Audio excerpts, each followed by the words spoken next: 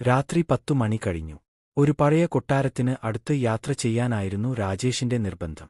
ആ വീടിന്റെ കഥ ഗ്രാമത്തിൽ എല്ലാവർക്കും അറിയാമായിരുന്നു. ഒരുകാലത്ത് ആ കൊട്ടാരത്തിൽ ഒരു സമ്പന്ന കുടുംബം താമസിച്ചിരുന്നു. പക്ഷേ ഒരു തീപിടിത്തത്തിൽ ആ കുടുംബം മുഴുവനും മരിച്ചുപോയി. ഒരുപാട് വർഷങ്ങൾക്കുശേഷവും ആ കൊട്ടാരം ശാപഗ്രസ്തമാണ് എന്ന് ഗ്രാമക്കാർ വിശ്വസിക്കുന്നു.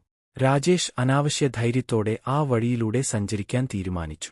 റോഡരികിൽ ആ കൊട്ടാരം കനൽ കാഴ്ചയായി തെളിഞ്ഞപ്പോൾ ഒരു വാതിൽ അല്പം തുറന്ന നിലയിൽ കാണപ്പെട്ടു. അകത്തുനിന്നു മന്ദമായ കരച്ചിൽ കേൾക്കാം. ആദ്യം തികച്ചും നിശബ്ദത. പിറകെ അതൊരു കുഞ്ഞിന്റെ കരച്ചിലായി മാറി.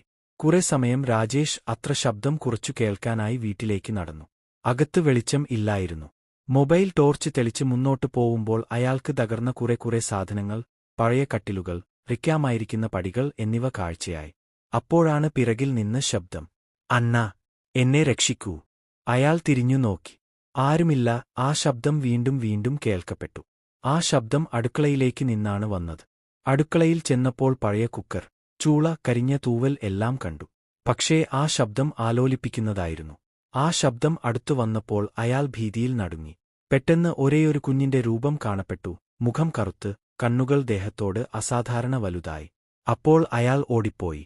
പുറത്ത് എത്തുമ്പോൾ കൊട്ടാരത്തിന്റെ വാതിൽ അതേ സമയം തന്നെ മുറിഞ്ഞു വീണു. സബ്സ്ക്രൈബ് ചെയ്തു ഞങ്ങളുടെ കുടുംബത്തിലേക്ക് നിങ്ങളും വരൂ.